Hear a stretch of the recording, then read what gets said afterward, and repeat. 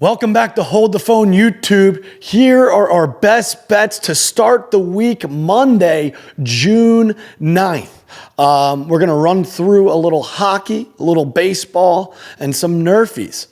Just brick by brick, one step at a time. Let's dive into the NHL Stanley Cup. Very excited for this one. Today, we dive into game number 3. Game 1. Panthers jump out to a 3-1 lead. Oilers crawl all the way back as we've seen them do all playoffs long. Get the win game 1 in Edmonton. Then game 2, another barn burner. Not 1 overtime, but 2 overtimes. It seemed like the Panthers should have won that game about 12 different times throughout that overtime. So many missed opportunities. It feels like going into Florida that the Panthers have all the momentum. All the momentum has been shifted. They blow game 1. They then bounce back, get off the floor, win game 2 in a double overtime. Now they get to travel back into the comfort of their own home. Feels very scary. This series is tied 1-1, and now it feels like the momentum has shifted to put the back against the wall for the Edmonton Oilers. We've seen beautiful things done with Mr. McDavid and Mr. Draisaitl throughout the entire playoffs, but is tonight too tall of a task? Well, this line sketches me out a little bit, because why wouldn't we take the Florida Panthers at home as a slight favorite coming off a Game 2 win? And like I said, feels like they have all the momentum on their side of the puck. Well, with that being said, we're going to roll with the Edmonton Oilers based off the fact that the value is there. The value is there. We're getting plus money with the Edmonton Oilers. Look, the butt cheeks are going to be clinched tonight. This is going to be once again another barn burner, but could we sneak a game 3? It felt like the Panthers outplayed the Oilers in both games. Almost in game 1 and game 2. They blow game 1, they win game 2. Tonight, let's see if we can see a little bit of a spark with the Edmonton Oilers with their back against the wall now. The biggest game of the series, it feels like, being 1-1. So for the game pick, for game number 3 of the NHL Stanley Cup, give us the Oilers on the money line. Let's continue on down the line. Here we go. To the diamond we go. Fellas.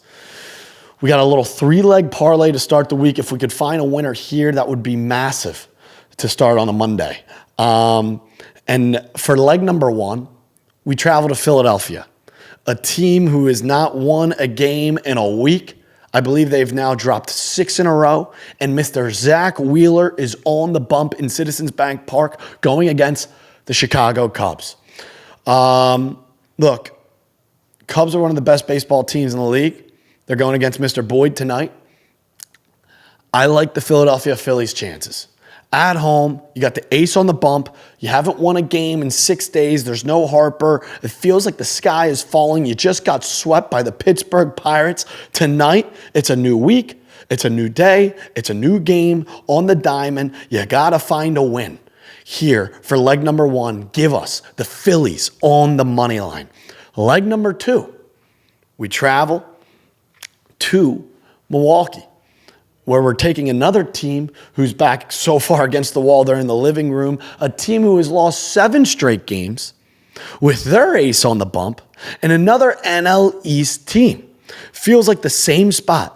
Very similar spot. We're buying low on the diamond. That's what we love to do the most. For leg number 2, give us the Braves on the money line. Going against Mr. Savali, we have Chris Sale on the bump. Can we get run support for both the Phillies and the Braves for legs number 1 and 2? So for leg number 2, give us the Braves on the money line, a team who hasn't won a baseball game in a week. We saw them fall apart against the Diamondbacks. Now they travel to Milwaukee. Chris Sale, can you do something for me? Give us the Braves on the money line. Leading us to leg number 3, we go late night, we go West Coast, we go NL West rivalry matchup. One of the best matchups in baseball. Padres, Dodgers in Petco Park. Look, we have Mr. Dustin May on the bump going against Big Dick Nick. This one can go either way, but it just feels like in a regular season atmosphere that the Dodgers show up to these bigger matchups.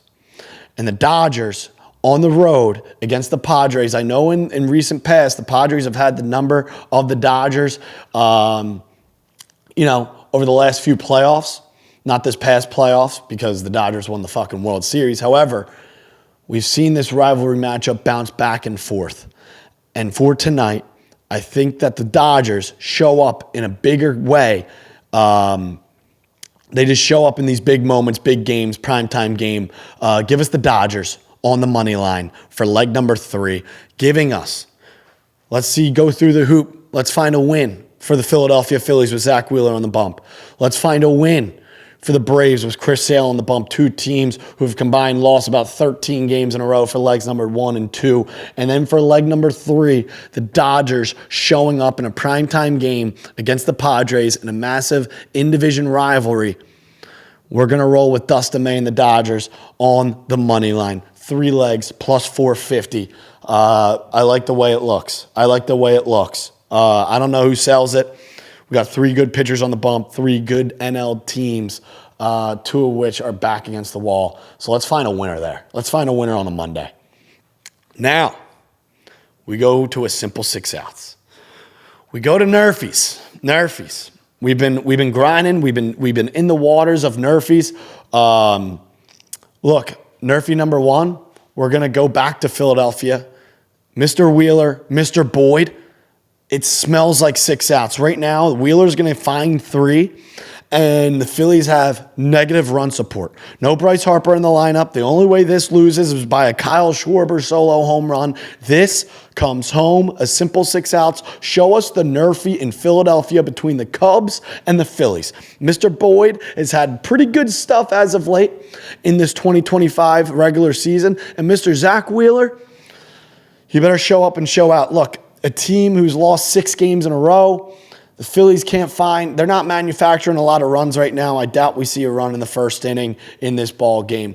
Give us the NRFI in Philadelphia. Then, back to another game that we are also just talking about. When there's a lot of anticipation, a lot of momentum, it's a high emotion game where everyone thinks it's going to be a blockbuster between the Dodgers and Padres. They always start slow. This game could be 0-0 through a lot of innings. So with that being said, show us Dustin May, show us Nick Pivetta in a NRFI in Petco Park out in San Diego between the Dodgers and Padres. It feels like a death wish because you got the big bad Dodgers, you got the big bad Padres, 2 of the best teams not only in the NL but in the MLB. It doesn't make a dent.